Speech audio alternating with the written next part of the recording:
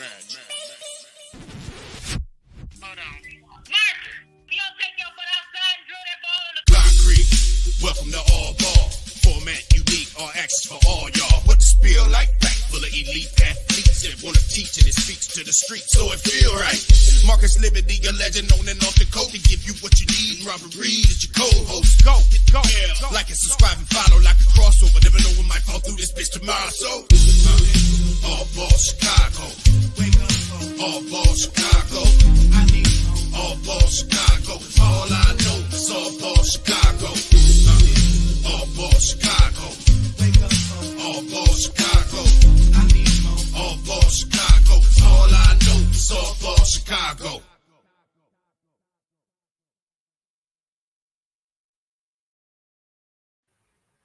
Welcome to another edition of All Ball Chicago. I am your co-host, Robert Bobby Reed. And I got the legend, an NBA veteran, and a McDonald All-American. Marcus living in the building. What's up, Marcus? Oh, man. Well, I can't let you go by yourself. What's up, my beautiful people?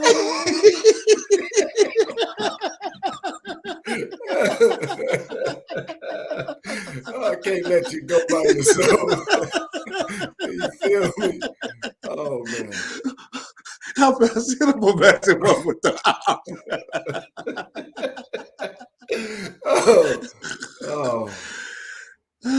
What's up with it, man? All Ball Chicago, man. We back on again today, man. Wednesdays at noon is the show. I look forward to doing this, man. No doubt, man. It's good for you. It's good for your soul, man. Yeah, to talk sports. We've been doing this, dude. I think we on what, year 3? Yeah, definitely, man. Definitely. Year 3 in December. Danny said, "What's up, man?" Danny was laughing, man.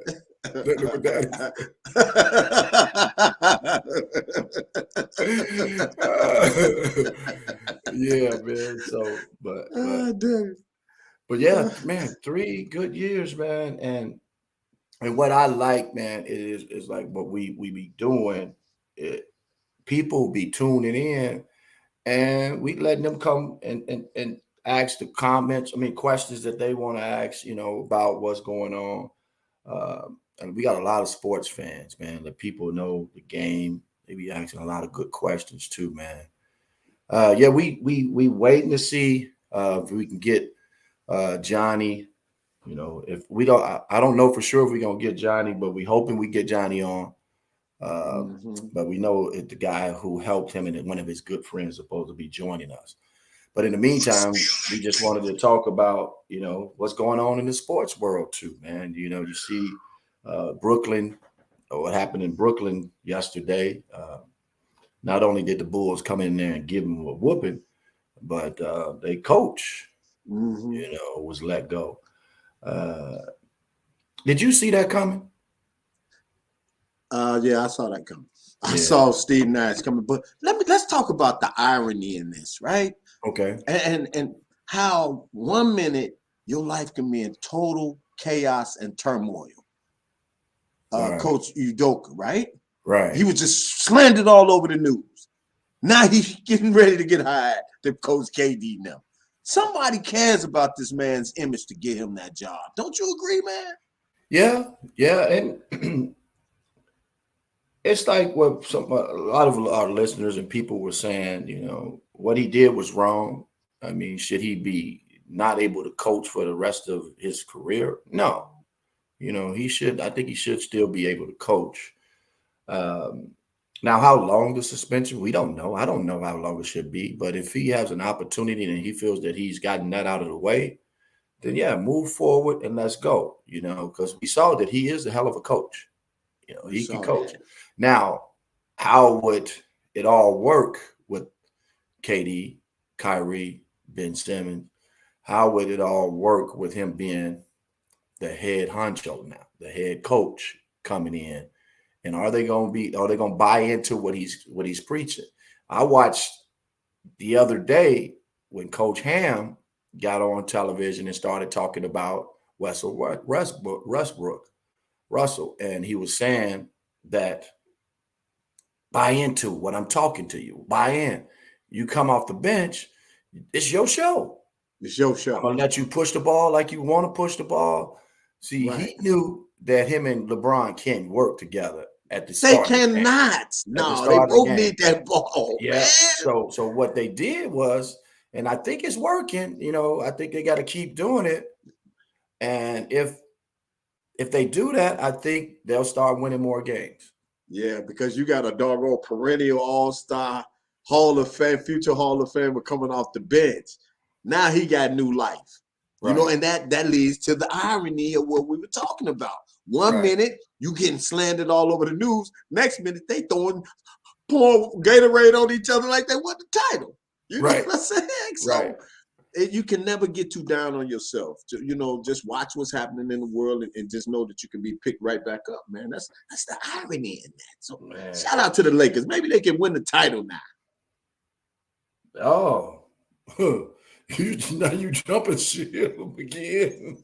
I don't even have a team this year, to be totally honest. I don't know who's gonna win the title. I think Right. Golden State, because they got the same team always. Can Brooklyn be saved, fellas? It's crazy. You got Kevin Durant, Kyrie Irving, but they just one-on-one players.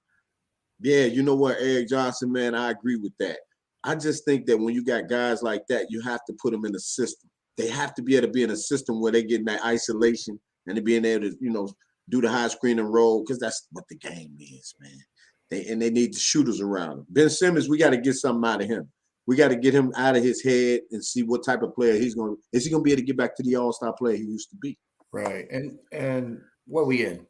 5-6 games they in to right now. Right. I mean, they could change it. They could change it around. It's just like I said, Kyrie, he has to show up and show out. He just can't talk about it. He got to be about it. And Ben Simmons, on the other hand, and I think this is one of the reasons Steve Nash probably was like in the back of his mind, he thought Ben was going to bring him a little bit more than what he was bringing now. Mm-hmm. Coach, you're in the pros, man. Coach shouldn't have to motivate you and say, man, go be aggressive. Be aggressive. Come on, man. He should be ready to rock and roll. You getting paid big bucks. I shouldn't have to tell you to be aggressive. Hey, Deb, I tell you, man, it's that head space where you can just get in your own head. I don't know what happened with him in Philly, but after he left Philly, he was gone. He haven't been able to come back. I don't know what happened between him and Doc. That whole deal, because that's when he went down here. We got to go all the way back. Now, I know it's a new day, right? But sometimes these mental issues, man, these kids have. He's a young man. How old is Ben Simmons? Man, we looked it up the other day. I know he's like 25, maybe. Same age as my son Jordan. He class of 2016. So he's what, 20 what? 25. Yeah. So, man, he gotta buckle down, man. He gotta buckle down. Because they're gonna need him. Now, if you go just be a defensive player, then be that defensive player. But don't come out there and not give me nothing. Give me something. He won't even look at the rim though. No, he won't. He won't. Now, do you have it up? Do you have this up on your Facebook Live, Bob? Yeah. Somebody just hit us up saying we put both up your Facebook Live. We both on Facebook Live. It's up.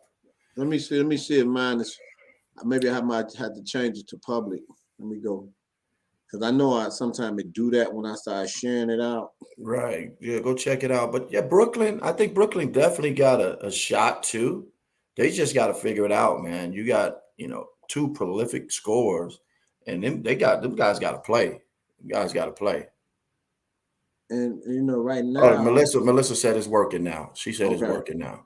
So, thank you, Melissa. And right now, with the game steady evolving, these young guys are coming around, and they're not looking at KD and them like they used to. You got these guys over there. You got the guys over there in Minnesota. That team is tough. They're young and tough. You got Detroit Pistons. They're young and tough. You got Cleveland, young and tough.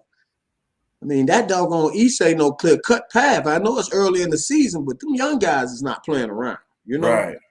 So I think KD and them gonna have to get right the ship real quick. I think LeBron them, because that would be a very interesting finals, boy.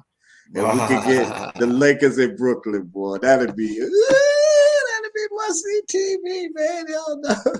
Yeah. So I let's go ahead and bring our guests, one of our guests on, man, so we can start, that conversation and what, is going on. So let's bring on Alvin, man. Let's bring on Alvin. I got to give him an intro. I got to give my man Alvin. Well, go ahead. Give it to him. Give it to him. I'm bring him on. Can he hear it? Is he going to be able to hear it? Yeah, he can hear it. And we got a special guest coming on here today.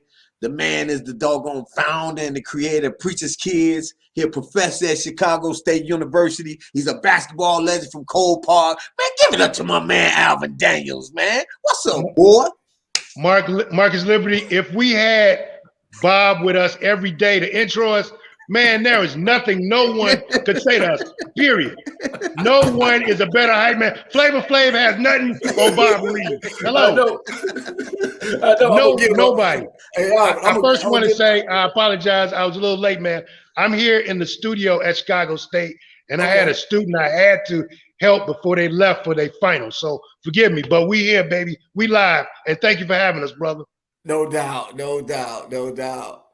And I see your man's popping on too. Yes, sir. So, but yeah, we gonna chop it up real nice, man. And I unfortunately, I don't think Johnny's gonna be able to join us, right? Yeah, he was sick. He's hoping to get on by the end, but he wasn't feeling too well the last couple of days. So I'm actually just getting over a cold myself. So we are trying to make it on through. But Johnny will come on in future shows. That's a given. All right. Cool. So let's get his man on, though. Who else we got? JB. John Batson. He is he's Johnny's best friend. But to give you a backstory, I played at Percy Julian in the 80s. John played at Corliss. That was one of the biggest rivalries in the city. 103rd against 103rd. Mm-hmm. We went at each other every time. So, we were cool, but, it's a rivalry. Right. Fast forward 20 years later, we meet up at Chicago State.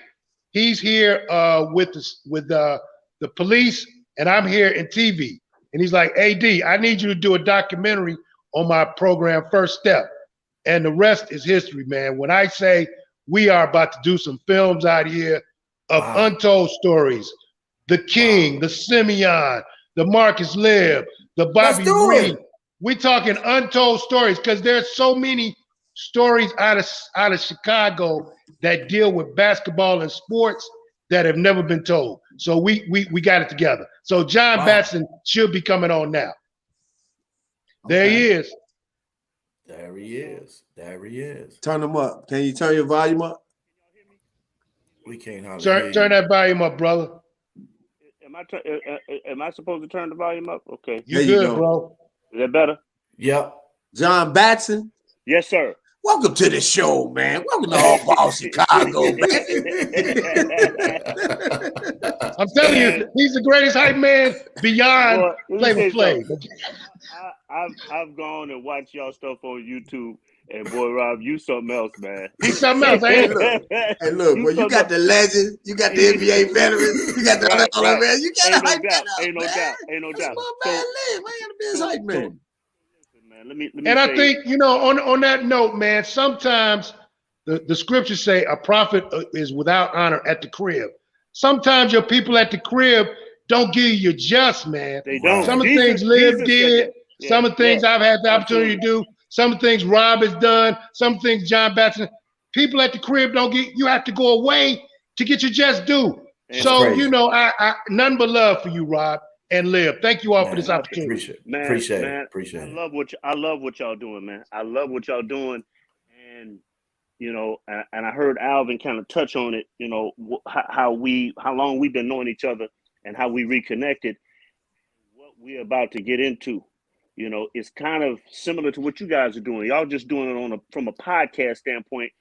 what we're gonna do is go in and put it together from a documentary standpoint, and then share it. Because like you said, man, there's so many stories. Lib, you know how many kids in Chicago don't know who you are and what you stand for? You know what I'm saying? That's right. Dude, that needs to be said. And then That's there's right. a lot of people that know who you are, and they're like, well, damn, what's Lib doing now? You know what I'm That's saying? right. So Right. these stories need to get out there and need to be told. Johnny's is number one. We done started a production company, and dude, we about to get it rolling. We got a list of people that we about to tackle. You know what I'm saying? We got we done been green lit on most of them. So and I say this also, man.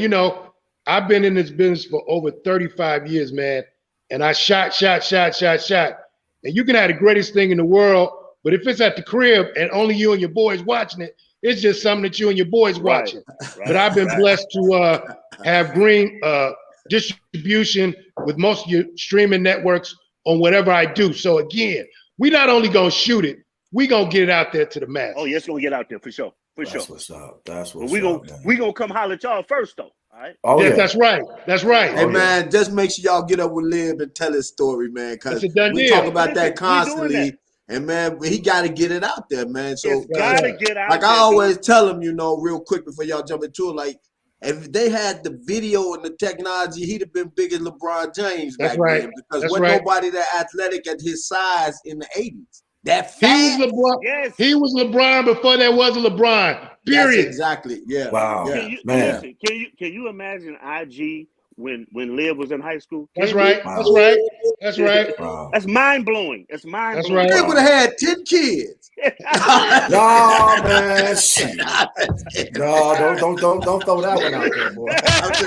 Just jokes, man. What you say, Liv? Don't take it that far, baby. No, man. Because you know how them girls is on IT. They be all Yes, But for sure. but fellas, man, definitely.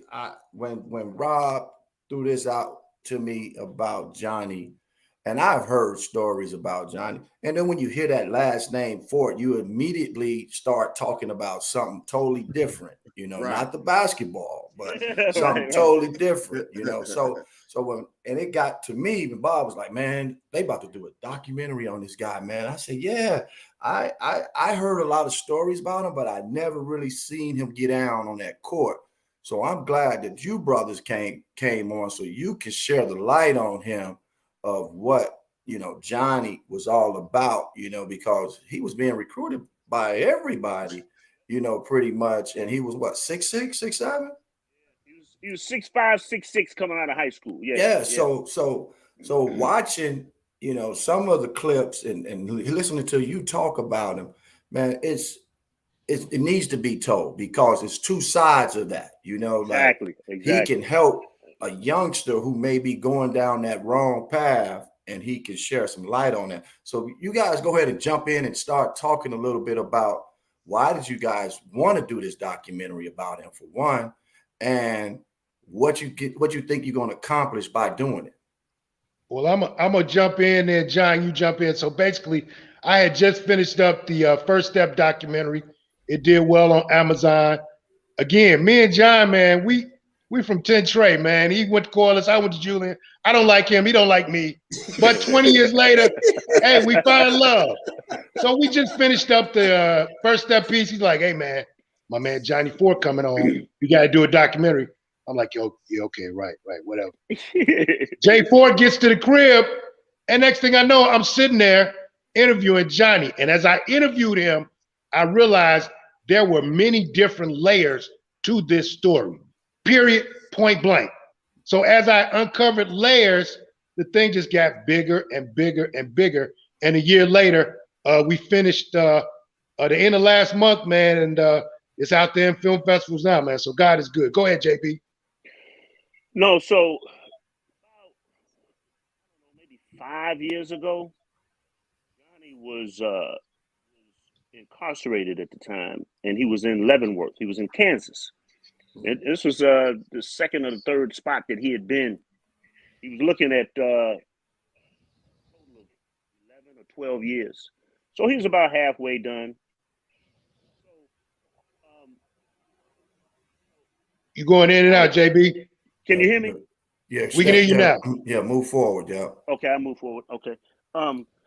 So Johnny and I go way back, and you know the documentary talks about that. You know, but the quick story is Johnny grew up around the corner from Phillips High School.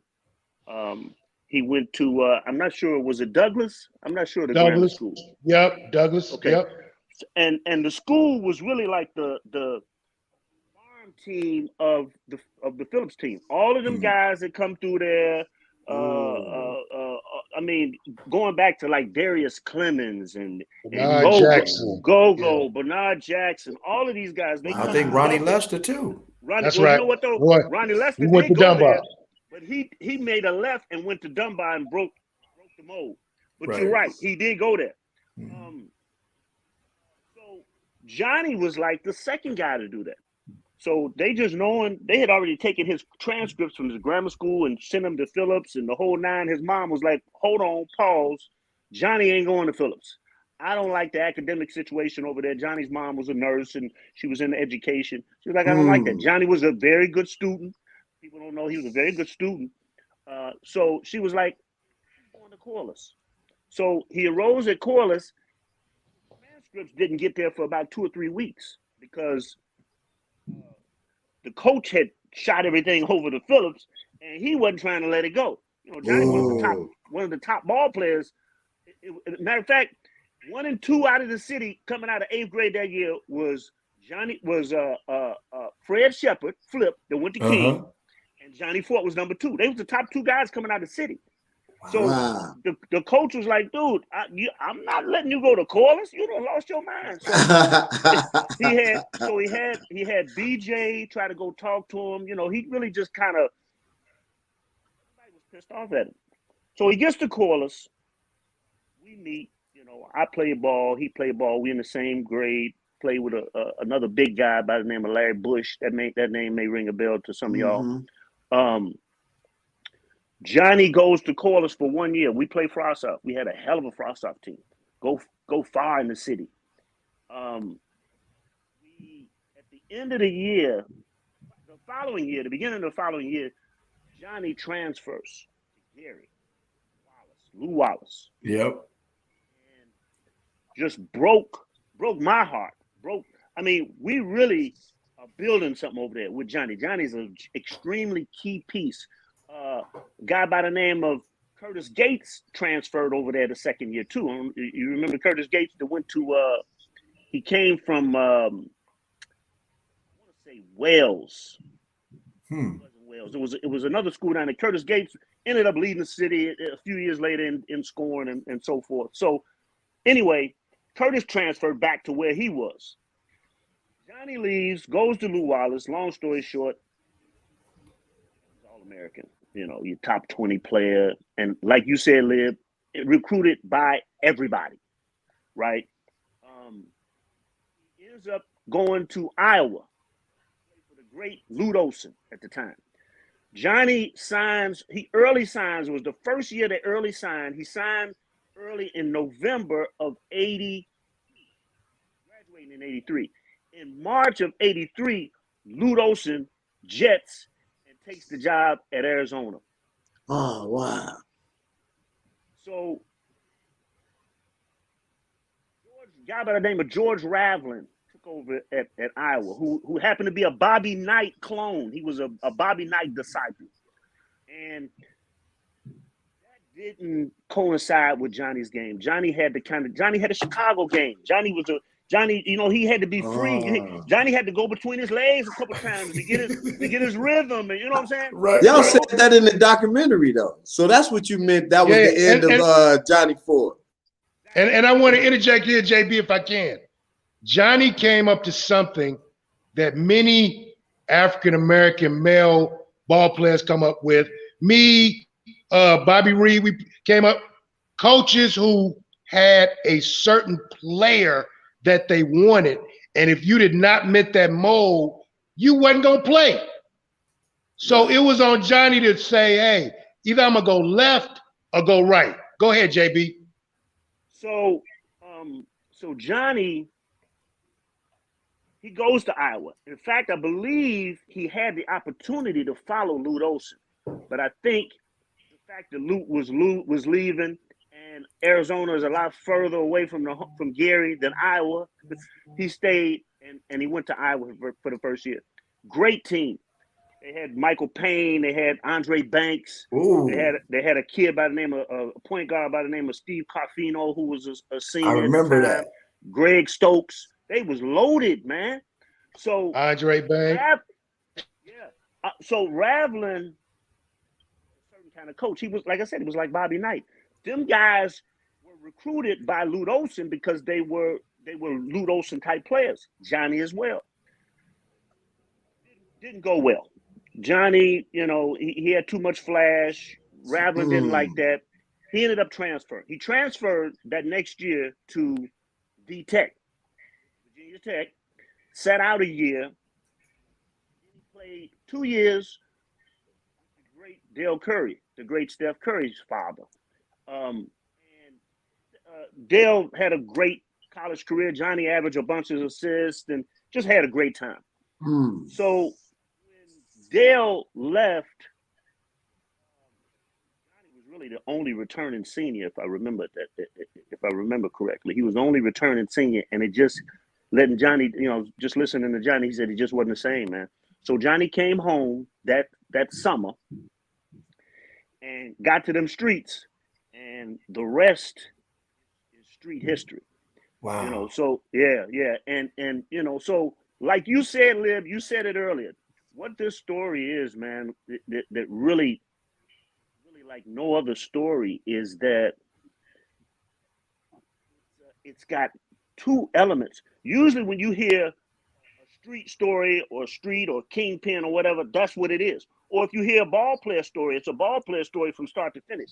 This is 2 in 1, man. Right. Here's a guy that was All-American on the hardwood, and he was All-American in the streets too. You know what I'm saying? So, and listen, to put it blankly, and he's got the stripes to prove it. I mean, Johnny's been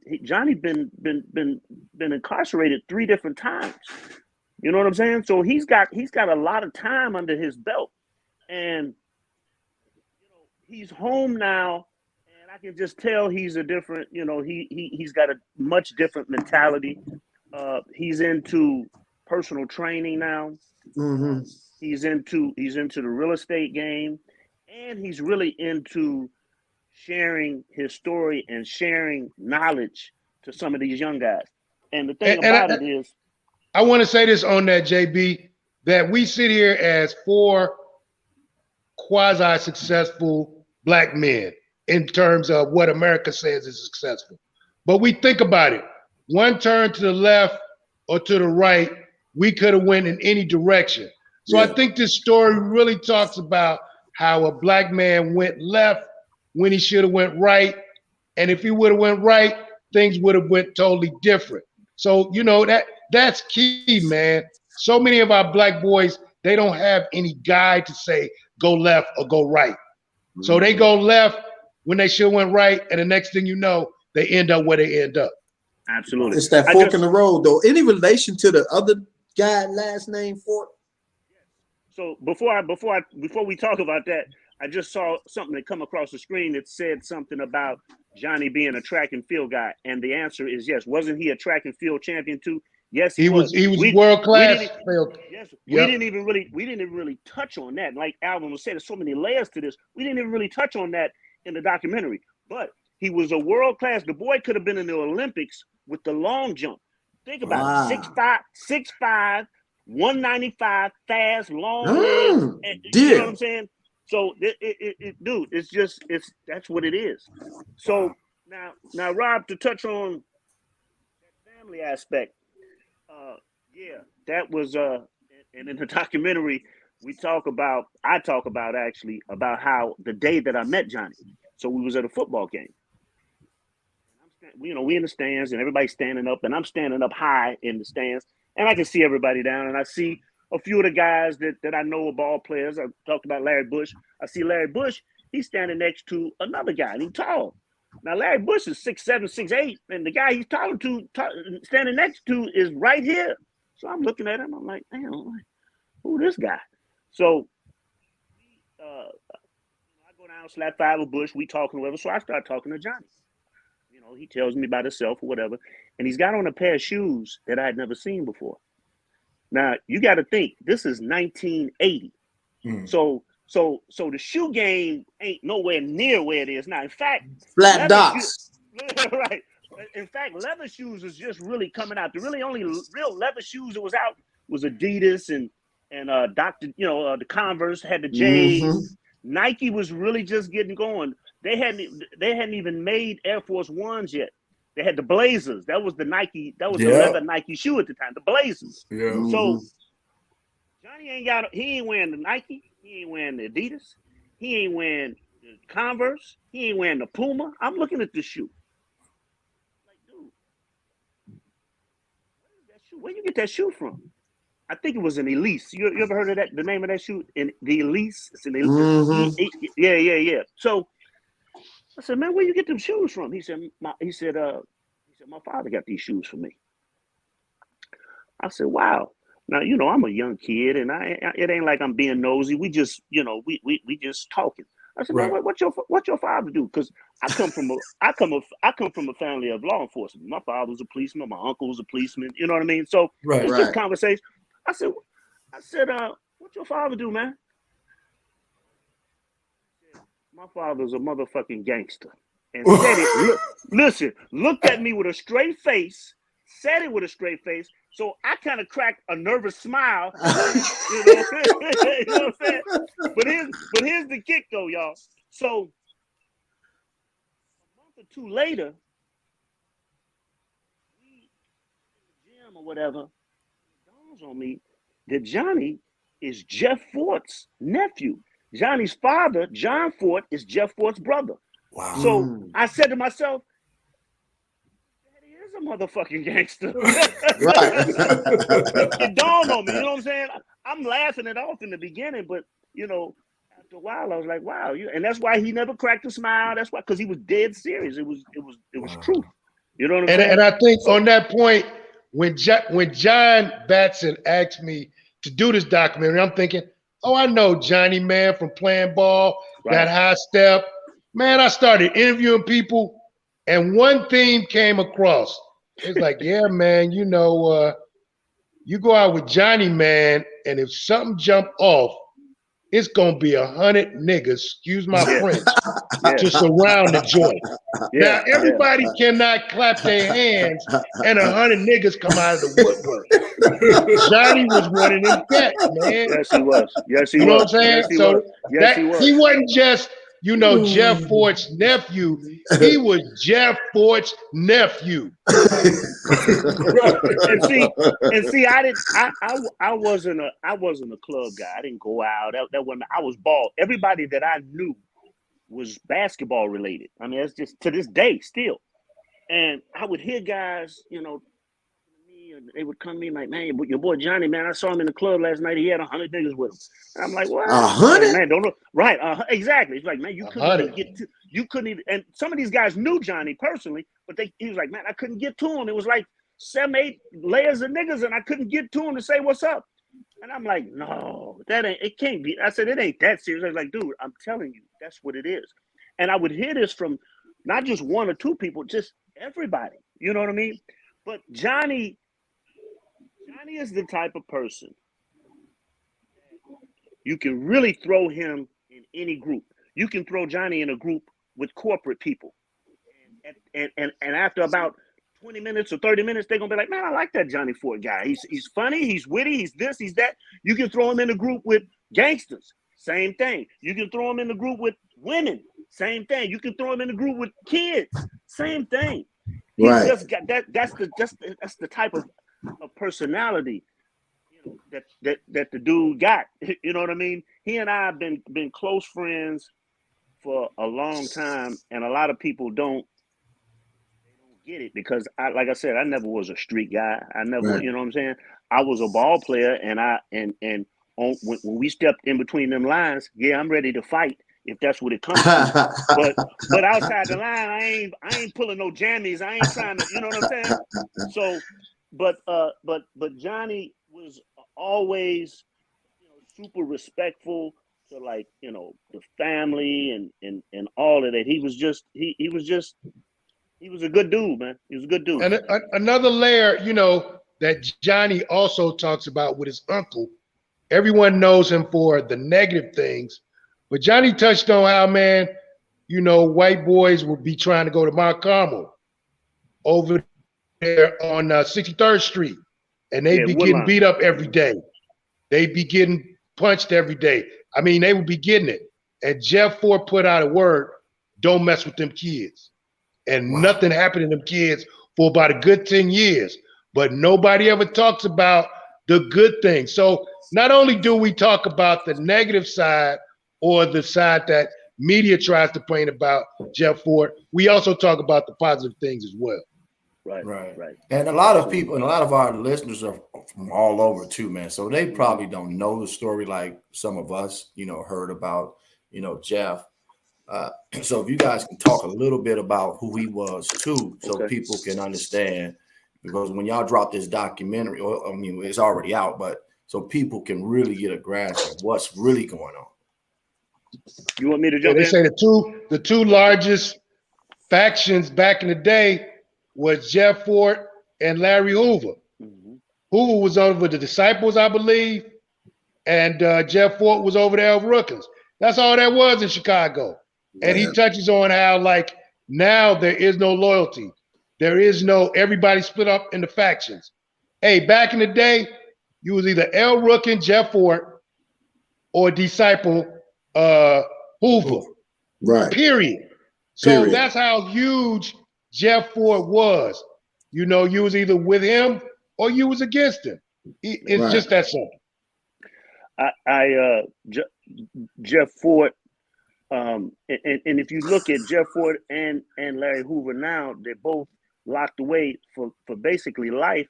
And that's because government and the powers that be realized how much power these guys wielded. You know what I'm saying? So, they started before El Rukins, it was the Blackstone Rangers. It started in the 60s. Jeff Fort is a little guy. He about 5'6",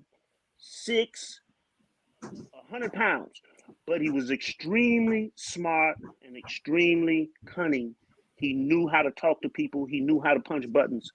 And, it just over years, and how it really started was the old, we gonna take care of our own neighborhood type of scenario. You know what I'm saying? We ain't gonna let nobody come in here and beat up on our people and take our old folks and stuff. We the protection. So that's how it started. And it snowballed into what it became, I heard both of those gangs was infiltrated though. Yeah. And I think also, man, if you look at the history of America, man, many of your major people, politics, their families started out in nefarious type things, from drugs to liquor. You think about Trump. His old man ran a liquor distillery. I mean, come on, man. So I think quite often you do what you have to do to do what you have to do, but you can turn that into a positive. And I think that quite often we, as Black people, because we did what we had to do, I'm not condoning it. I'm just saying we don't get the credit for trying to move Black people in a positive direction. Let's put it like that. What I want to just chime in on that too. I remember growing up hearing a lot about the Gangster Disciples and the L. Rookins. It was red and it was blue, and of course certain neighborhoods. I grew up in the 100s, so it was GD. But if you go down to this side, it was all as well. And it's often they would have their little fights, but there was never gunplay. How do y'all feel about that? Some of them. I mean, we almost want to bring them back and let them organize that all over again to get the streets back, right? Yeah. Go ahead. No. You're absolutely right.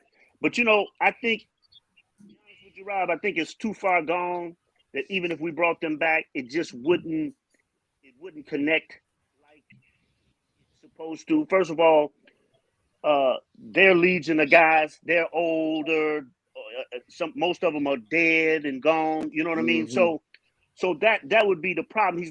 He's been out of commission too long. These young kids, man, they just it's. Whew, They don't. Hey, it's so deep, JB, and JB being in law enforcement. They don't even have allegiance to themselves. They will sell themselves out for the right type of money. So when you talk about bringing back people who stood for something, they have no allegiance to anybody. So they listen to nobody. They do what they want to do. And that would be the problem. We just live in a lawless society right now. Yeah. Real quick. Okay, go ahead. I can remember. You're gonna talk. Go ahead. No, I was gonna say just real quick, Marcus, and you know this, and you too, Rob. Everybody here knows that when we came up, it was if you were an athlete, you were off limits. Of course, the street guys. Street guys been around forever. But it was not the athletes was off limits. Now it ain't just the athletes that's not off limits. Women are not off limits. Children are not off limits. Everybody is on the table. So it's just the mentality of society, man. We are just we are gone. We're gone. Yeah, that's what I was gonna say. When I was hooping at King High School, which was right up the street from the fort, right? And I can remember one day I'm walking out. And this L. Rookin comes up to me. He said, "You Marcus Liberty?" I said, "Yeah." He said, "Man, let me know if anybody fuck with you." And I'm like, right. Okay, okay. And I grew up on the low end, and so them folks down there, so they saying the same thing. Anybody mess with you, let us know. So I'm like, I got both sides. I'm cool. I'm cool. I can go through anywhere in the city. I'm good. Ain't no question. But what you were saying is right. It was on point. It was like, and people say this all the time. They call it a hooper pass. Like if you played hoop, you shot or played any sport, you ain't gonna get touched. The gang's gonna be like, you know what, man, we got to take this over somewhere else, man, because these shorties out here hooping.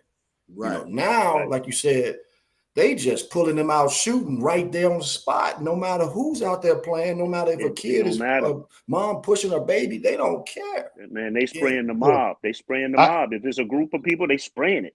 Yeah, and I think when you think about Rob and the old school Sundays, man, at the park, man, that was the sanctuary, man. You go ball at Cole Park, out there in the Wild Hunters, wherever y'all ball. That was the sanctuary. These kids don't do that no more, man. It's the parks. They don't ball no more in the parks, at least. Right. Shit, I wouldn't either. It's too risky right now. It is. I get it. Yeah. It's. And I think, man, and not to go so hard on the youth, but I just think like crack and all that stuff, we're gonna overcome this too. It'll be something else, but this too shall come to pass. I believe that. Yeah, because each generation goes through something different. Remember when Coke hit the hood, man, it was like, oh man, all these crackheads out here, man, when is it gonna stop? You don't even see them no more. I ain't seen the crackheads since days. Right. And then they say put up some of the questions, man. They got in the chat. I'm about to shoot. Okay. One guy wanted to say something about. This is what he said. Questions, fellas. He averaged 4 points, 1 rebound, 2 assists in college. So why did he struggle in college? Are you talking about you're talking about Virginia Tech, because he was only at Iowa for the 1 year, and I don't even know how many games he played in Virginia Tech. But no at Iowa. Okay. But at V Tech, I'm not even gonna say he struggled, my man Ron Charles, because he was the point guard for Dale Curry. Dale Curry averaged 30 points a game with no 3-pointer. Right? So I don't know if that 2 assists. I think it was probably more than that. I don't have it in front of me, but I would be willing to bet that it was more than that. Right. Romel's shorter. Romel Shorter, who we interviewed, he went to Cincinnati in the Metro, and he Yep, he said did. that Johnny led the conference in assists. So I think that number is kind of low. Again, he was dishing to Dale Curry. Right. Come on, man. And big. He was And he had good threes bigs, before too. that was a 3-point. So he didn't have to score. Right. Right. And right. most Chicago players, when they recruit us, they bring us over for defense anyway. They know we can score, but they know we tough on defense. They be like, That's "Man, right. we get Because we Chicago come from kids." tough Rob, streets. You're right. You super right. You super right, bro. Ain't no question about it. Yeah, question you about can it. have a ton of talent, the coach, Right. but I need you to stop the best guy.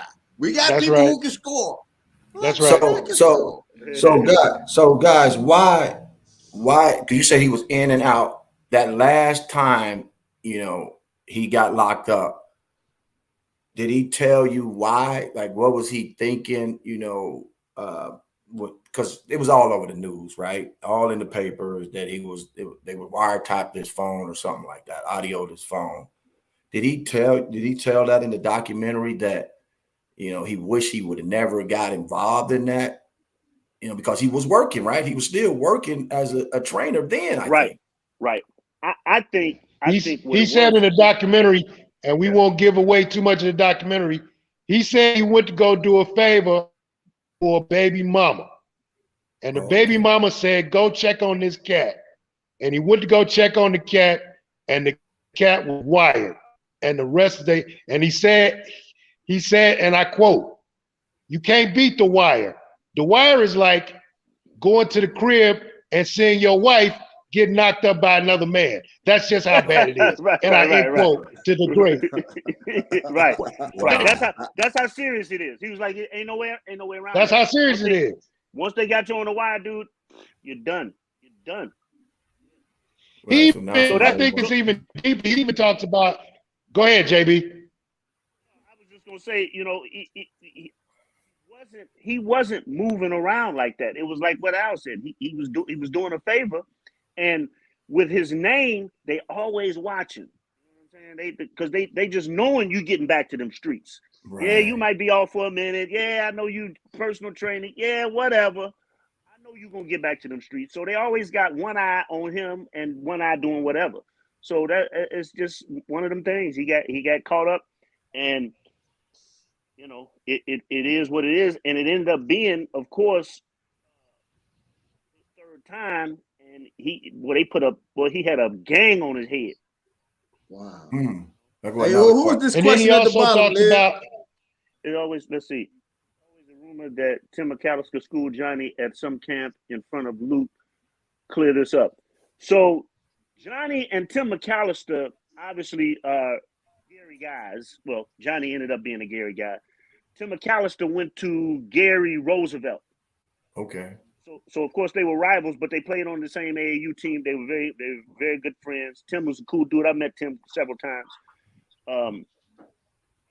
Yes, that is a rumor. To clear it up. whoever put that in, yeah, that is a rumor. Johnny, the rumor is that Lute Olson had already signed Johnny or committed to Johnny or whatever the deal was, and that Lute Olson saw them at I don't know if it was an all-star game or A tournament or a something. camp or something like that, right? Johnny don't tell it that way. Johnny says no. That is a rumor. He's like Tim my guy, but he ain't never got the best of me like that. So, Nobody gets the best of Johnny Ford. Period. So that's what I know about that. Right. Okay. Well, whether that's the cleared truth up. or not. Right. That's cleared up, and that's why I said I wish Johnny could have came on, but I know he's not feeling well. Right. So because he can answer those questions, He better coming. than- Exactly. Yeah, better than. He coming. Oh yeah, he coming. He He wanted coming. Hey man, but I just want to say, how about I remember being a kid riding down there, what was it, on 31st Street, the building, what they call that, the fort. Yeah. Yeah. Hey, I'm like, how they get away with that? Like that was they do. Hey man, Oh, and Say Mr. hide in the Bob, plain and sight. and used to throw mad parties up in Yeah, there, man. yeah. That's what somebody just said. I Oh, never man. went to a party in there, man. I went. Live you over that house. You know, Oh, it just shows you the power and influence that Jeff Ward had. You know what I mean? I mean, when they locked him up for buying arms from Gaddafi. yeah. Right. Okay. So we talking about somebody in a whole nother supposed terrorist in a whole nother country. So if his arms reach that long, I'm sure he could throw some private parties on 31st and King Street. Right. Exactly. Whenever the hell he wants to. Right. Well, they used to be out there, boy, man. I was like, man, that's real out there, but wow. So and that was before because we are talking about the documentary. So let's show this right quick. George Raveling came in, and I think that was the beginning of the end as it relates to Johnny's basketball career. But you'd hear people talking like, man, Johnny Ford is that dude, man, he dangerous, man. He's a killer. He had 100 dudes with him all the time. Our favorite saying is the juice is not worth the squeeze. Wow. The juice is not what we squeeze, huh? Right. What did he mean by the that? juice is not worth the squeeze, meaning Worth the squeeze. the stuff that we got into was not really worth the time that they was giving us. You know what I'm saying? Right. Oh. Exactly. I think Bimp said it in a different way. He said, you have 2 years or 3 years of just kicking it in fame for a lifetime of hell. You know what I mean? Meaning being locked up, being away from your family, being, you know what I mean?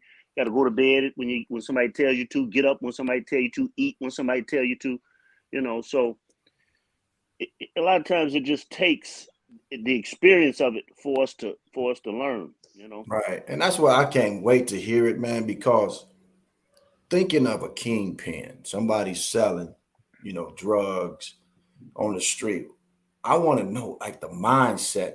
Do you think you're untouchable, or you not thinking because you just see the fast money coming?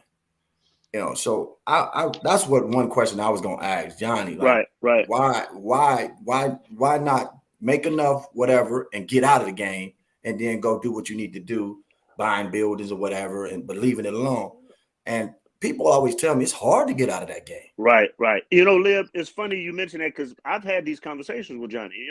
Me and him, we have the type of relationship where it's really no holds barred. He and I get mad at each other. When we would play on the court, I would be so intensely competitive against him, and we'd be going at it. A lot of times people thought we was going to get into fights.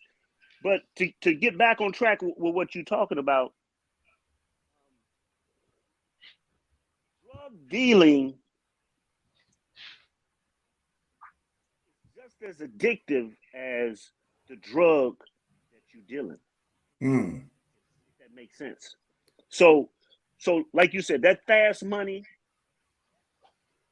adrenaline rush. That's just like hitting a pipe. I'm making 10 grand a day or whatever the number is. I can go shop, do what I want to do, buy whatever car I want to buy, live where I want to live, right? Have whatever women or women that I want when I want them. I mean, that's an addiction.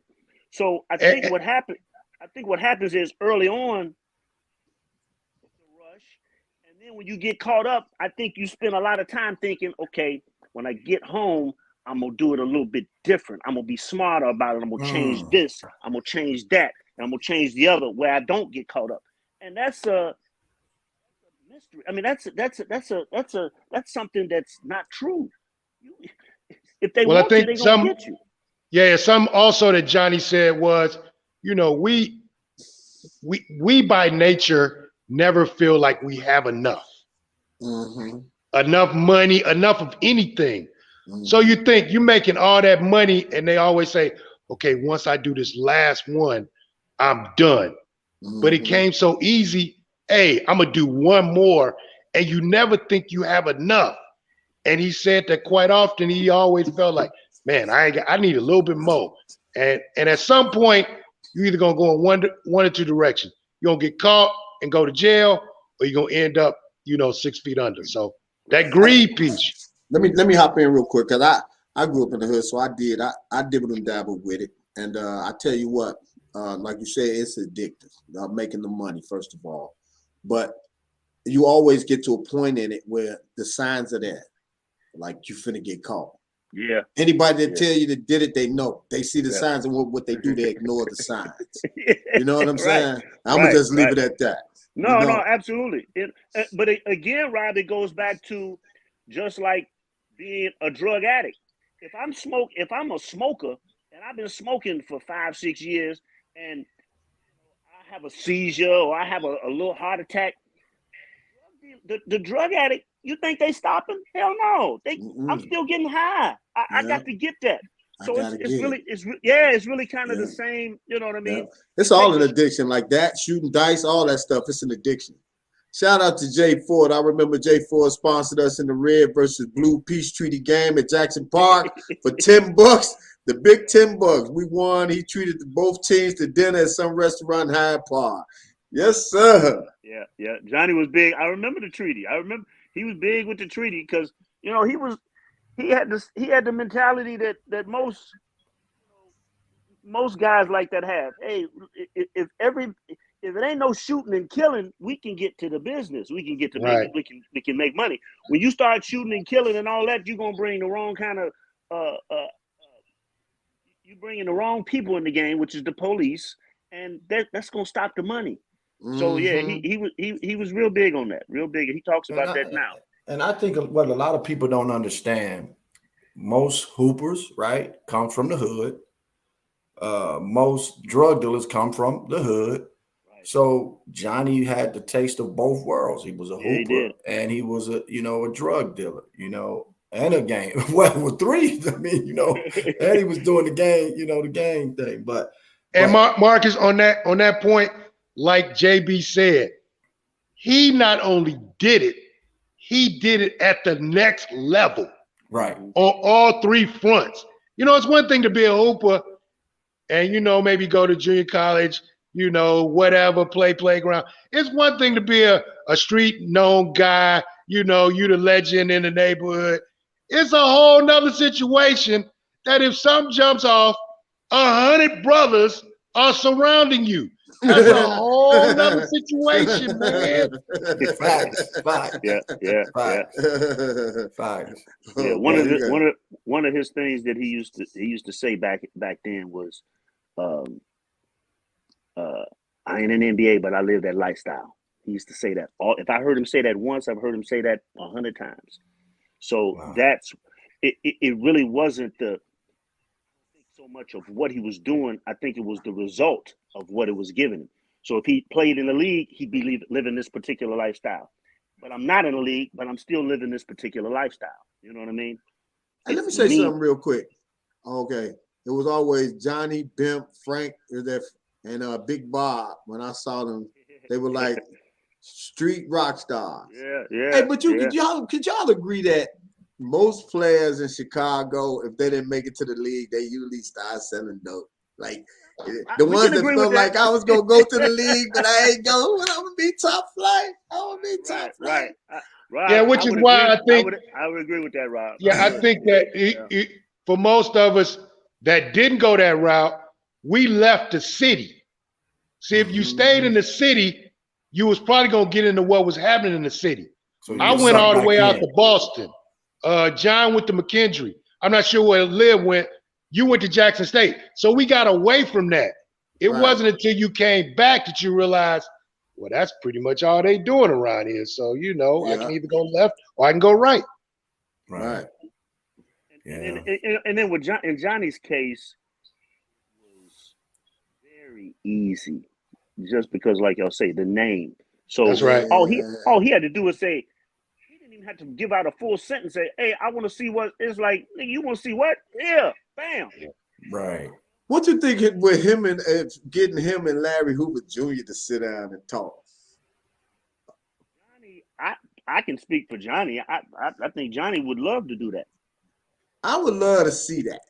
Yeah, he would love to do that. And them to do some type of united stance for Chicago to say, hey, fellas, we want to try to pull everybody together. But the problem, under the old act. Right. No, I get it. But the problem, Rob, is kind of like what we touched on earlier. So it's not even really a El Rukin GD problem. What it is it's an El Rukin internal problem. It's a GD internal problem. I'll give you an example of what I'm talking about. In Inglewood, GDs, right? They different blocks, they different crews. Right. So I'm GD, but I'm shooting up the GD niggas just a block or two over, right? Because they ain't on my crew, and they killing and they fight. So it's internal, and that's what makes it hard. That's what makes it hard. Oh, he ain't my folks. To control it, yeah, exactly. He ain't none of my folks. And it's the same thing. It's the same thing with the Moes. Same thing. Ain't none of my bro. Foster Park Moes is warring with the Moes off Halsted on 83rd Street. So what you're saying is it's not governed. It's not governed like it was back in the day. Absolutely, you hitting it right on the nail, right on the head. Absolutely, and that's why y'all was saying if you bring them leaders back.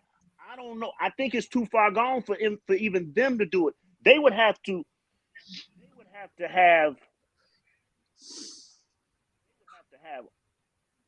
soldiers around them that's loyal to them to even make a dent in that. And you know what? Arnie Duncan said something when he came on here. He said when they locked up all them gang members in the 90s, remember they locked up like 100 gang members? He said, well, those gang members were fathers who had children who were left out here, and that ravage that was going on in the 90s. Remember, the 90s was wild. So with that being said, we lost 10, 20 years of a generation of fathers of those young kids, and that's where it went haywire. And, because he said he grew up right over there. He always was in the hood, even though he grew up white. Hey, Bobby. It was the thought of being looked upon as being a failure to the guys in the hood. You can't be the man and then come back with a 9 to 5. You will be looked up as a failure. Oh, yeah. Yeah. And I think that's what it was. The top flight dope boys, the NBA guys, or mostly NBA guys, when they come back home, they show up at the Click or Nick's Nest or whatever down there. Right. Bro, you got your money, but I got just as much money as you. Right. You know what I'm saying? Right. I ain't make it to the league, but I got this league money, and it became that. And I'm glad we kind of got away from that because BJ, let's go back to that what you're talking about. These under this umbrella, but you got these cliques, but they still up under the same brand, and I just want to know because I'm trying to put my head around.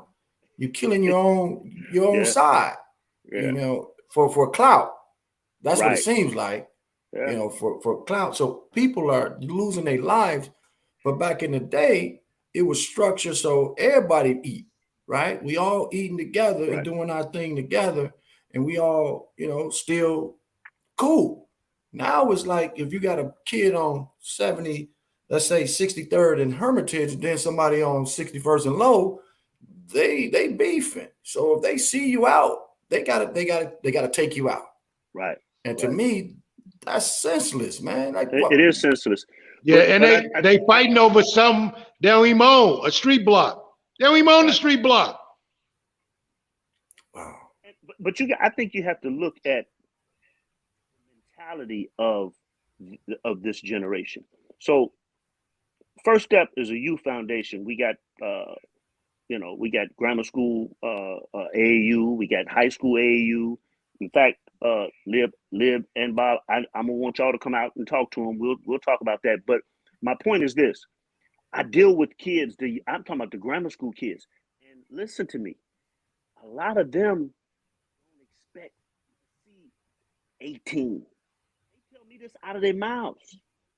So if I have the mentality of, man, you know what, I ain't gonna live to be 18. That means I'm gonna live reckless as hell. Yeah. You look at the FBG Duck kid that was killed, the rapper. and King Von, you know, they live 3 blocks apart from each other. Wow. But they warned the whole time. Like you said, I ain't even got to see you out. All I got to do is drive 3 blocks away, and nigga, I see you out on the street, I got you. You see what I'm saying? Or I got your little brother or your cousin It's or whatever. sad though, that whole set over there, Old Block, they done tore down, I heard they try to emancipate that whole structure. They did, right? They tearing it down. I think what's happened is a private investor has purchased the place. So yeah, it's en route to be They tore kicked down. everybody out of there. Right. Everybody's out of there. So where you think they're gonna go though, Bob? Well, they're not gonna be there. No. That's a good point. Because it's kind of like I want to do a documentary on how Father Daley built the projects to put all these black people in, and then Son Daley came and dismantled them. Like you say, they ain't there, but they're somewhere. So basically, wherever they're at, they still got the same mentality. You change the location, but you don't change the mentality. You know what I'm saying? Exactly. Well, there was a thing back when they said they tore down the projects. That's when the South Side really started getting wild, because you had guys who were of different sets coming out there, and everybody looking at each other like, and you know. And the sad part is, man, I'm gonna just leave this right here, is that I don't know why black men have such a problem with each other. Yeah, I can't answer that. That goes way back. Right. I think that answer is so detailed and complicated and history laden. It ain't even, you know what I'm saying? We need 4-5 hours to talk about that. Yeah, I agree. And still wouldn't even have an answer, right? And still wouldn't have the answer. Absolutely. Right. Because we know most people, they look at certain things and say, well, if Marcus Liberty driving a nice car, I should be able to drive a nice car. No, you don't know how hard I work to get that. So if you work and do that, you may get you one too. But don't hate on me and start spreading rumors about me. Now you got stuff and people talking about me on this side, then people talking about you on that side. And now you're like, what the hell is going on? All I'm doing is trying to provide for my family, but you guys are looking at me totally different in a different light. And thinking I'm better than you. No, I'm not thinking I'm better than you. I worked my ass off to get to where I was at. That's right. You know what? It's a breakdown in communication. And I'm going to use this. I was watching Drink Champs, that's another show. And Jeezy had beef with Rick Ross for years. They had beef with each other because of what somebody else said. That's right. And then they finally got a chance to sit down and talk. He was like, man, he was like, bro, now them boys got business deals working. They growing their business. Just because of what it was a misunderstanding. You know what I'm saying? Mm. And they make billions and billions of dollars off of the black misunderstanding. Yeah. So let's go back to the redemption. Like, let's talk about this doc, right? It's coming out when? Do you guys got a screening coming up? So we're doing a private screening tomorrow. We put it out there in the atmosphere, but it got crowded so quick that we had to shut that down.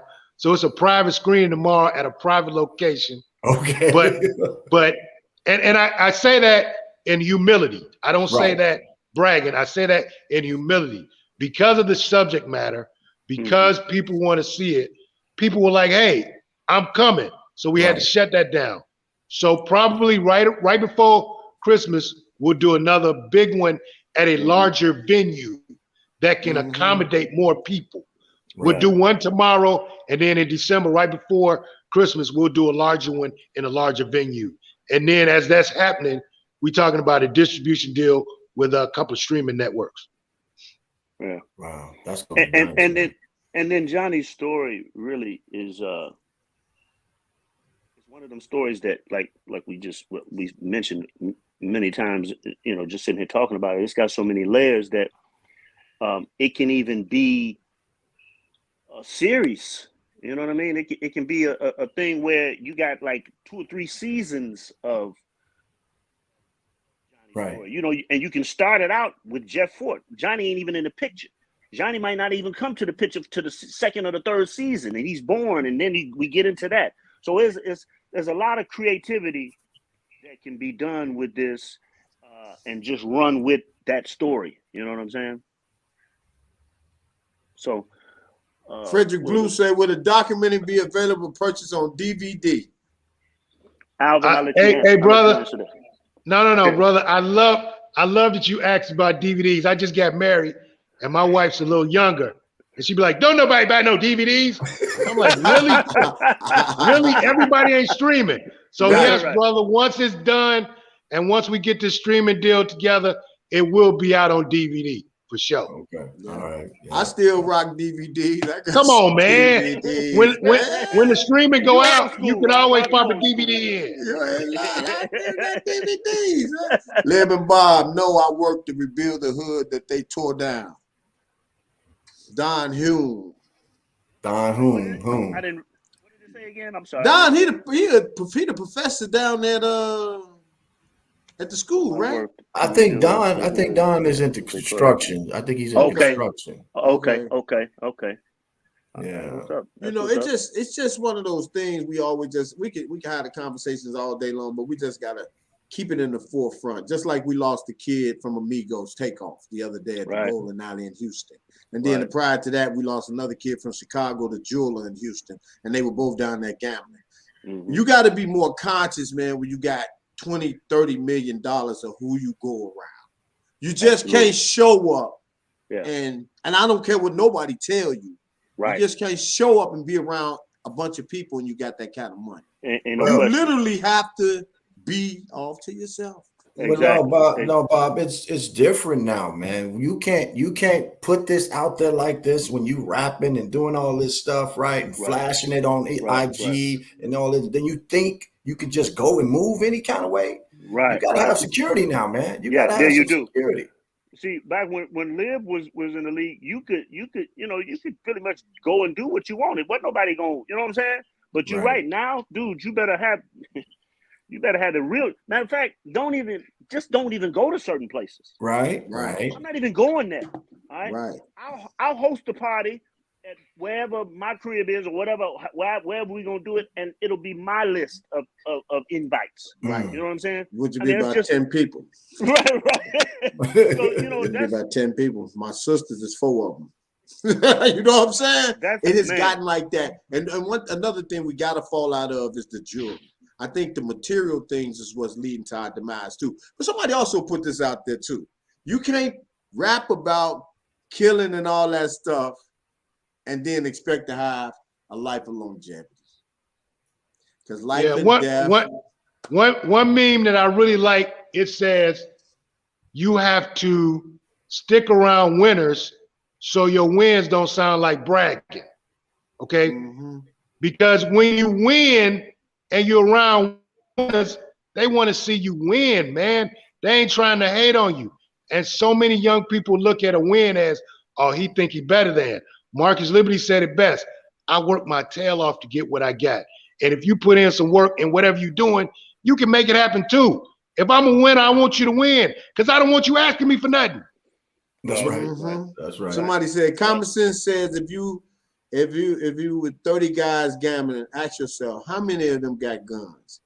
You just said they don't communicate, so why would you think an issue won't occur? Like I'm just watching that whole situation that happened with the guy. They was arguing about basketball. You know, how did it get to that point? Like I know this is personal, this is family and all of that, but in my mind, it was something bigger than that.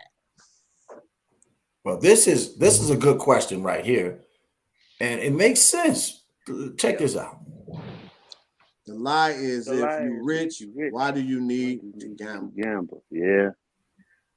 I mean, just think about that. You know, he was Mhm. gambling, right? Too, right? Right. Right. If- Well, but you know, gambling is also a An drug. addiction. It's an It is addiction. an addiction. You Yeah. get that same adrenaline rush, just like when you selling dope and making money, Bro. or just like you hitting that pipe.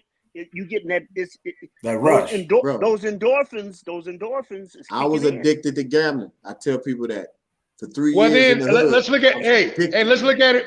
Let's look at it from another perspective. When you got so much money, you got to do something with it. Yeah. So you go around cats with a lot of money. Y'all get to talk. Oh man, you ain't better than me. Oh man, and the next thing you know, you gambling. So you got you do something with that money. And if you don't have nothing, I'm not even gonna say gambling is negative. It is what it is. You just gotta know how to control what you do. Yeah. And then we got these young guys coming from the hood getting astrological amounts of money just for putting a song on the streaming service. You put one song up there, they stream it 1 million times, you got $1 million. Right. So why don't they give back to the community to like a first step and build a community center? So now and put studios in it, music studios, and say, you know what, this is my giving back, instead of spending your money. And you don't know if you're going to get it back. You don't know if you're going to get a lick. You don't know if you're going to hit the 7-11 right off the top. You know, so why don't you do that? Yeah, but see, Liv, what you just said, you have to have experience and wisdom and knowledge to do that. Right. If I'm 24, 25, 28, man, I ain't thinking about what you talking about, dude. I'm talking about doing what I got all these millions. I want to have these big trunk jewelry. I want to drive the sweetest cars. I want to have all those, you know what I'm saying? That's what it is. It is what it is, y'all. And I'm gonna say this, right. And I hope some of our listeners understand. I'm gonna throw out LeBron James, for instance. He had the right people around him, influencing him. Did. Yes, so he did. He did what? All right, you go to school, do this. You go to school, do that, and we're gonna build this empire. That's what the same thing I think the street guys need, to have somebody with that kind of common sense to say, you know what, man, we need to get out of this hood one day. We need to build us an empire, and then come back to the hood and say, this is why we did this, and now look what we got. Absolutely. Ain't no question. That's right. It's crazy. Go ahead. And LeBron is not my favorite player. He ain't my least favorite player, but he's not my favorite player of all time. But what you just said, that is something that he trailblazed. I don't know nobody else that come through the league, any league, not just NBA, NFL, whatever. He put his people on. Mm-hmm. It was a situation where, I'm gonna put y'all. I ain't gonna give you a fish. I'm gonna teach you how to fish. Mm-hmm. You know what I'm saying? So he gave all it. So he set all his guys up. Mav and Paul and all of these guys. They doing their thing, they millionaires in their own right. Mm-hmm. I can't be mad at that, and to man. show you. And to show you how brilliant we are, not only is Paul an agent, he's at the top of the food chain. Mm-hmm. And he didn't go to school for that. Right. So again, if you give us just that little bit of experience and exposure, we gonna take over the game. Look, let me talk about the irony in that, though. Go ahead. Okay, so the William Morris Agency, you remember they gave Bron them that money, right? To build up Clutch, right? They gave him like $500 million. Right.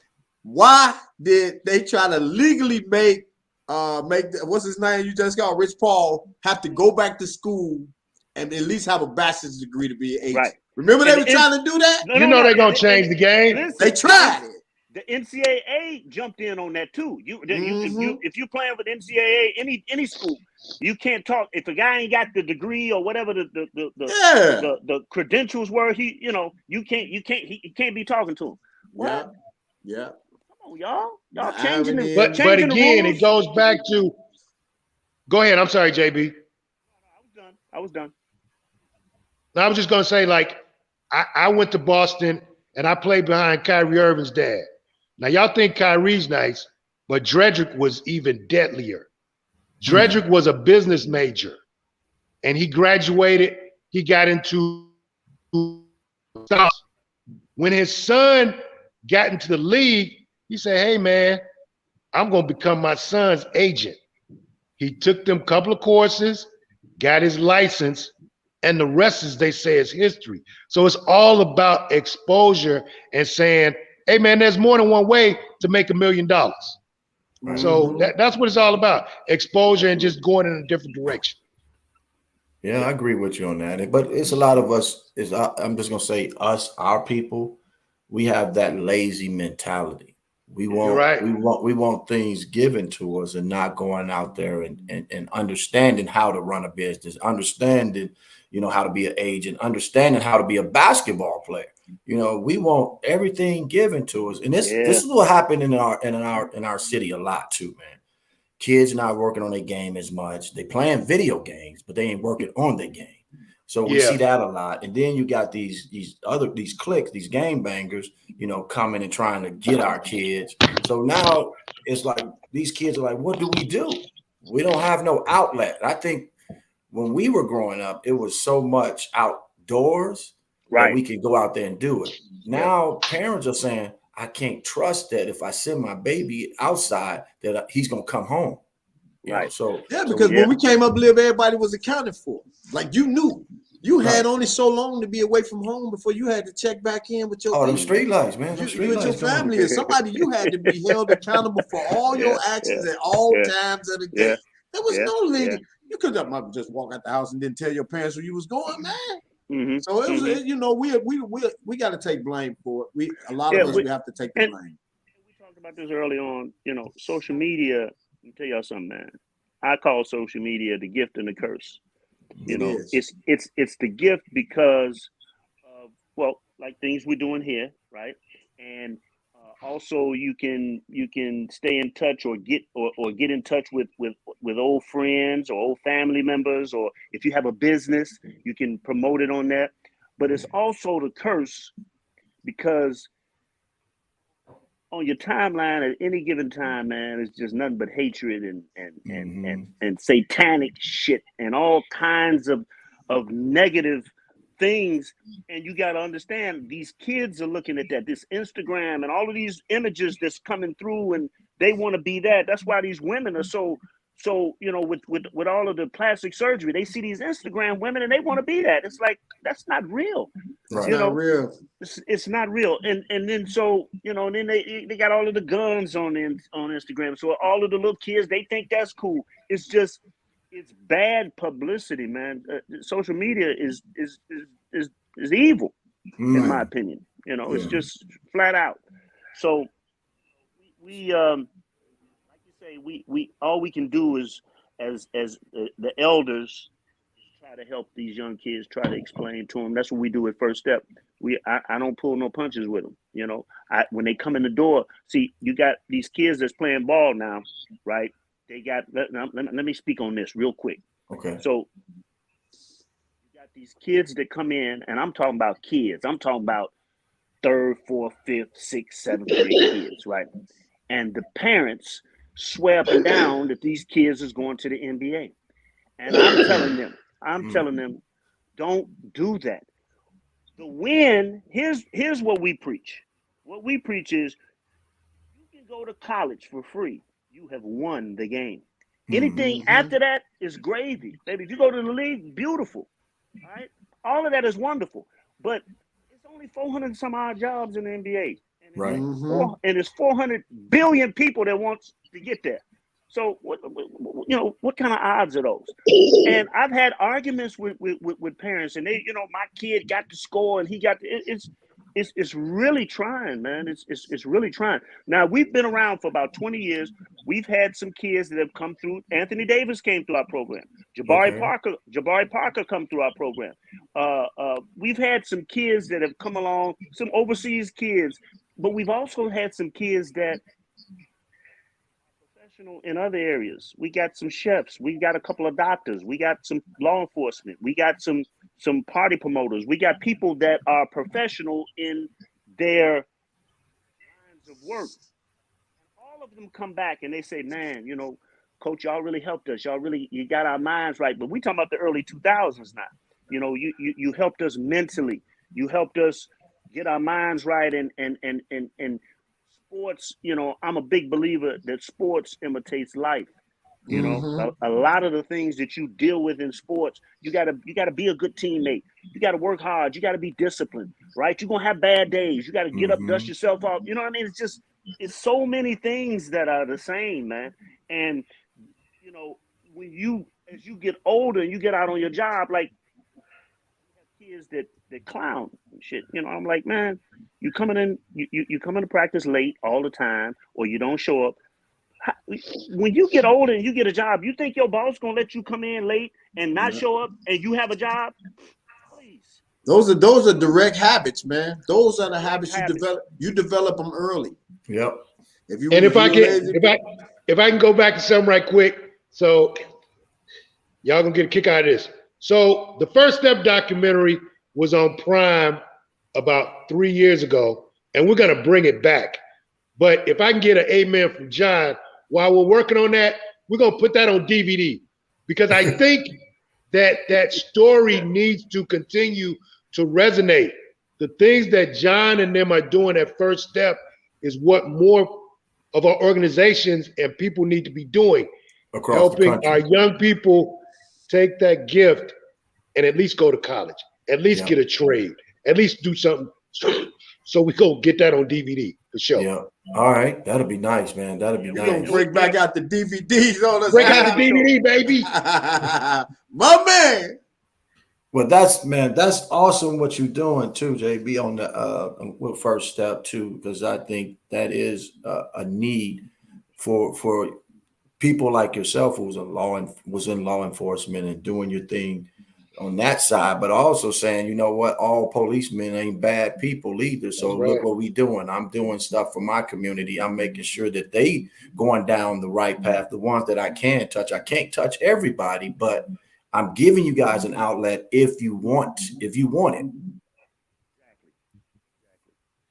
And you know, it's just it's one step at a time, man. You know, it's one step at a time. I wish we could have got my man on, man. We gonna get him on there. The next time we can run back for sure. This, and we're gonna have a ball because he's a clown.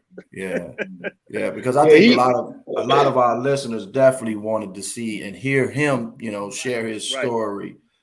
Can't nobody, like I always say, can't nobody tell your story better than you can tell your story. That's right.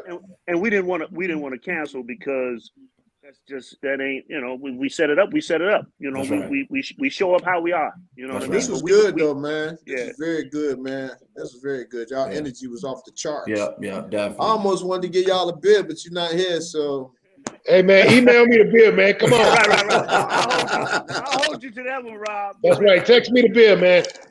Yep. So, but man, Lib, you next on the you on the docket. We can talk. We talk, so, man. Yeah. Let's talk. Man, get Liv's number, man, and let's go, man. He already got my number. But yeah, Al, and you keep doing your stuff, man, on the production side, man. So we can blow this thing up, man. So Chicago can be that big umbrella like Tyler Perry's doing in Atlanta. We do it in Chicago, but do it big and special. Well, I'm gonna say this, man. I think that's where me and JB really intersect. It's about divine timing, man. And I think that we come together at this time to do some incredible things. I want to give a shout out and hats off to my main man, Chucky Vision. He got me kind of into what I'm doing. And he's got a piece, man, that is going to kind of, I'm not going to say compete, but going to coincide what we do. It's called Hood Stories, Hood Hoop Stories. There are so many hood hoop stories out there, man. Yeah. We can't cover them all. Right, but again, if you know the filmmaker is going to do you justice, you'll let him do it. Right. So you gotta trust him. So you can trust me. I know I can trust my man Chucky Vision. And all I'm doing at Chicago State is cultivating the next wave of filmmakers. Because this social media, man, it is taking what we do to a whole another level.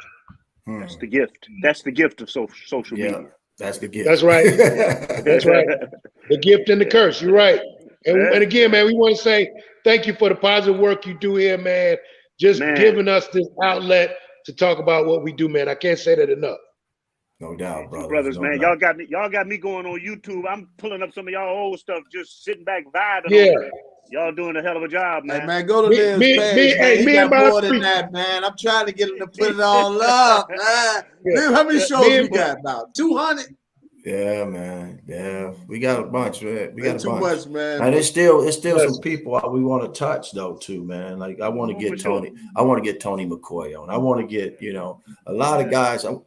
Carl Harris. These street guys too. They were street guys and was Yeah. hooping too. So I want them Yeah. to come on too because people need to see because they see him out and about, but now they see what man. I didn't know that dude was like that. Yeah. Wow. Hey, look, I Exactly. saw Carl Harris said Tim Hardaway's thing. He like, man, when y'all go get me on the ball, man. Hey, they want to come on, man. Yeah. Hey, Liv, that lets you know your name out there more than you think it is. You know what I'm saying? Ain't no Right, question. right. Yeah, Right. yeah. This is something special for sure, Liv. For sure. Yes, sir. And Yes, you know sir. you ain't getting no turn downs. Shit, who gonna turn you down? Man, You know? facts, man. Hey, Good hey, people. quick story. I got a quick story for y'all. Get out of here. I sent out an email to Corey Holcomb's people, right? And the guy who handles Corey Holcomb's stuff, he was like, hey, we got an email from a guy. He wants you to come on the show. Marcus Liberty? He said, Marcus Liberty? Oh, hell yeah, man. Go on that show, man. You know, Corey Holcomb. Yeah. Right. Like, I man, saw that's my him. man. Yeah. So the fact that, a lot of guys, Liv's name resonate with Chicago basketball, it's a no-brainer. You see that? You see that? Liberty. Yeah. Oh yeah, for sure. Ain't no That'd be question. cool. Yes, sir. Who is the picture, though? That's a good question. That's Dion, man. That's Dion. Dion? That's Dion. That's what he said his name is, man. Dion. But yeah, man, I know I gotta go because I gotta go train some kids, man. Because that's what I do. That's what I love to do. So I know Again, I gotta appreciate you, brothers, man. Yeah, and we're gonna do We'll be this back. again. Yeah, Yeah, we'll be back for sure. All right. All right, my brothers. All right, Peace. fellas, man. Y'all be good, y'all. man. Yes, Thank y'all sir. for coming on Thanks Ball again. Chicago. JB and my man Al. Peace. All right, boy. Man, another good one, Bobby. Yes, sir. Bobby is finding our guys, man. Bobby brought that one to the table because Bobby stays on the internet. Bobby stays on social media. Bobby puts Hey, look, pictures my guy told me I'm of an internet ladies. sensation. Bobby, Like, boy, you're an internet Bobby, sensation. Like, I Bobby just- does. Bobby does all things, and you know your girl. Look. Oh God. Hell, geez, I got here a little late, but great show. Robert, I'm not gonna tease you today. Posting them thirst traps. Hot yoga pits. JP, can I put in a request for Quentin Richardson to come on? Man, we got to get Q, man. I actually got a number on Q, but Q, he's doing his podcast too. But we're gonna see if we can work that one out for you. Get Q on. That would be hot. But yeah, man. Johnny Ford, did his thing, man. Played basketball, but also did his thing, on the street side, So these guys got a documentary coming out to share his story, man. So we wanted to get him on, Ball Chicago, so they can talk about the documentary. But as you see, when you get people with like-minded and thinking alike of how we give back, we started being all over the place again. But that's the fun part about All Ball Chicago. I don't even know if they answered the question though. What do they hope to see what the film do? I know. Dang, Because I was finna ask. we went all over the place, So, but I think we would get them back on, and they could talk about the accomplishment because it's got to be an end part to it where they're giving back to help. Something in that documentary got to be something that can teach and reach some of our young people that's maybe going down the wrong path. That once they hear this, like he's in and out of jail so many times. He said, 3 times? Right. That, when is enough, right? So now, maybe these kids can hear and say, man, I don't want to go at all. So let me get out of this game now. Right. And do what I need to do. And I think that in itself would be a teaching moment. It is a dream guest or two if you want to interview. You know what? I would like to interview the great Dr. Julius Erving. Right. Because we had the closest thing to Julius Erving that we had was Artist Gilmore and Rick Barry. Those are Yeah. super old schoolers dude we had, right? Well, my two guests would be George Gervin. You know, I would like to have George Gervin come on, and Allen Iverson. Ivo. Right? Yeah, Okay. AI. I would like to get AI on because he's still, relevant to a lot of kids, with the braids, with the swag, Right. get him on to talk about, why he didn't ever change, why he kept true to himself, Can I get two more? I want J.R. Ryder and Gary Payton. Yeah, right. So yeah, we get those. We putting it out there that's what we would want to see. So if you guys know any of them, make sure you tell them to inbox. Just go look at some of our shows and see what we all about. We ain't about trash and or tarnishing anyone's career. We about uplifting their career so they can hear people. Our listeners can hear their story. And I think that's something special that separate All Ball Chicago from a lot of other podcasts out there. Hey, Hoop Scoop, you're going to have to hold that question about the rumor with McAllister and Ford till he come on, though. It's hard for somebody else to clear up somebody else's rumor. Right. But I just wanted to put it out there because people kept saying, why we not putting those questions out there. I know. So we are about our people and the people, especially the ones that follow us a lot. So, yeah. Rick Barry. Rick Barry definitely he didn't bite it in his tongue at all when he was on our show. I mean, he let it be known. Even when he first got on, remember he's like, man, what is this? You guys got everything. You got the microphone, you got the cameras, you got the lights, man. He said, all I got is this little. but he was great. So, and we're gonna try to get TC back on too, Terry Cummings. A couple of ones we didn't do live. We didn't get a chance to do live early on. Okay. Yeah. So, and Hoop Scoop said J.R. Ryder got a Facebook too. So I can tag a ton of NBA players and say he'd live up maybe. That's Hoop Scoop, man, my man. I appreciate that too. And if you can do that for us, that'd be great because we want those guys to come on, even though they're not from Chicago, but I think letting people hear people like a J.R. Ryder come on the show and express, because after LJ and them left, he was the next big thing to come through UNLV.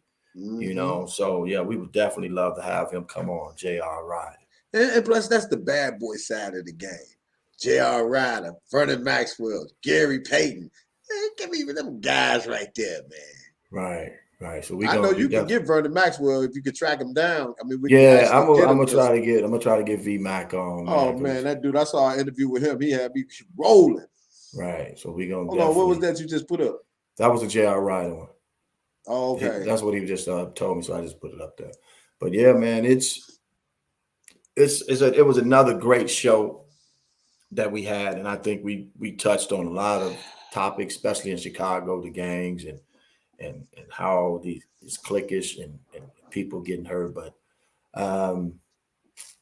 we gonna make it through, man. We gotta make a change, and it's got to start somewhere, man. Hopefully, some of the parents out there that may have some kids just going down the wrong track or the wrong street, or they already gone. But if you show them this video or this podcast, maybe we can help get them back on the right track too. And hey, to the fellas out there, ain't no hood like fatherhood. Right. What young basketball player from Chicago would y'all love to get on? I don't know a lot of these young guys out here in Chicago. The young guys from Chicago, I mean, but if you know of any, send them to us. I'm not up on high school basketball right now. Well, I don't think she's talking about this young. I think she's talking about like an AD. He's from Chicago. He's young still. Kendrick Nunn, Derrick Rose, Jabari Parker. We had even Charlie Moore, who's playing overseas now. I think she's pretty much talking about, those guys. And my man, is it Shumpert? Shumpert. Yeah, who's got his podcast and doing his thing too. Shumpert. Yeah, get him to come on too. So yeah, Pooh, that's what we all about, trying to get some of these young guys and the current ones in the city. So that's what Bob was just saying. He don't know too many of the current ones in the city just hooping now. I think the kid from We get Patrick Bev. He was, I think the kid that was with Kanye West school, JT, right? He's a ranked kid. I think that's his name.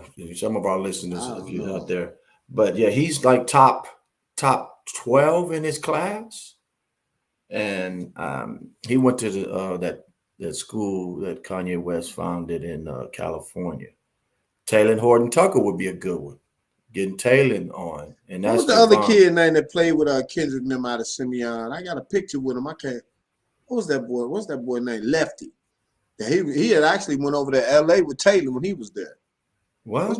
What's my man name? He played at Simeon, and then he ended up going over to the Lakers G League team when Taylor was on the team. He was actually playing before Taylor got a chance. Oh, Zach Norvell. Let's get Zach Norvell, man. Yeah, Zach. Yeah, I know Zach's dad too. Zach's dad was a good dude. Yeah. Oh, you know his dad? Right. Yeah. Wow, this is a good one. Have you met any of the Texas Western basketball players who won the 1966 championship? No, I would love to, man.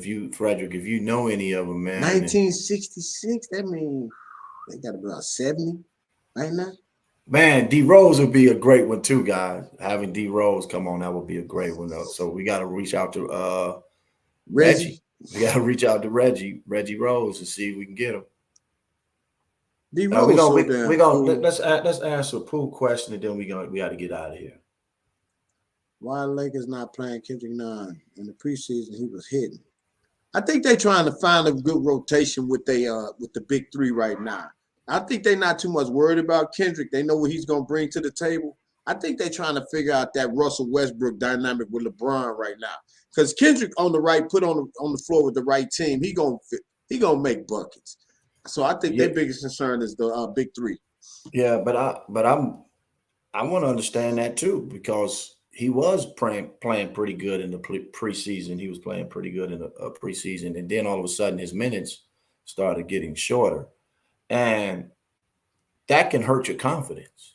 Mm-hmm. You know, for one, he may think that the coaches, the staff don't believe in me now, right? And so then you go out there and you pressure yourself a little bit too much to make something happen, and then it doesn't happen.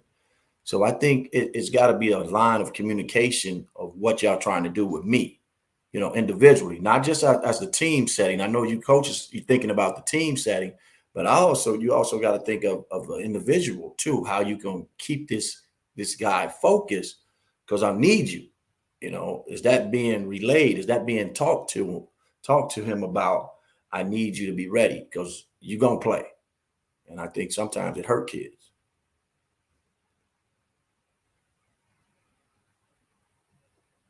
Ron, we already had Ben Wilson brother on. We already had Jeff. Jeff already came on. So you probably missed that one. Bob said we got a lot of shows that we haven't put out yet too. So we'll start those shows out too. Oh, somebody said they want to see John Trash Wright on here. We tried to get Trash on too, and he said he was going to come on because I wanted to talk about his I guess that's his son, right? Who was doing this thing in junior college. So definitely we wanted to get Trash on, but he couldn't get on at the time. So we'll revisit that one too. Try to get him on. All right, Bob, anything else? Man, that's it for me, man. You know, shout out, man. We had a great time. Shout out. Man, shout out to everybody that watched the show today, man. Yeah. That's it. Let me go to the timeline real quick. That's all good, man. Man. I think that's YouTube, right?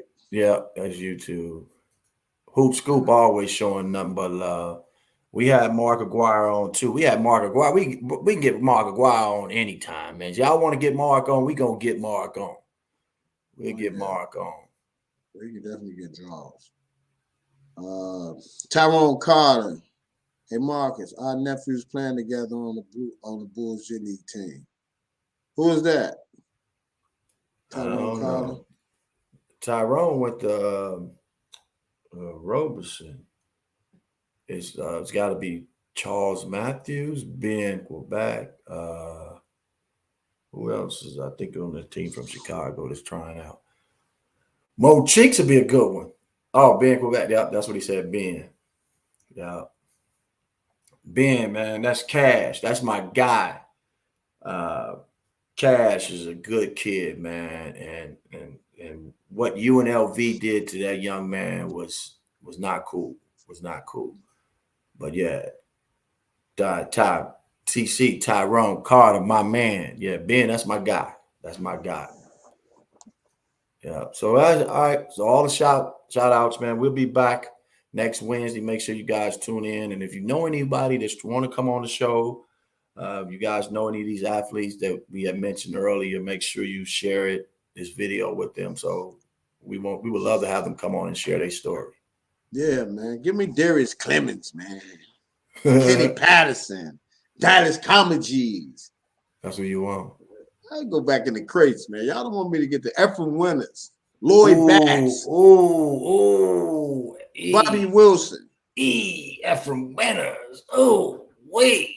Man, I know a few legends, man. I remember a few names now. Now go ahead and end it with your singing, man. Like you did the intro. And I want to thank y'all for watching All Ball Chicago. Man, peace. Don't forget to like and subscribe. Thank y'all for watching. Chicago, All Ball, Chi-Town, All Ball, Chicago.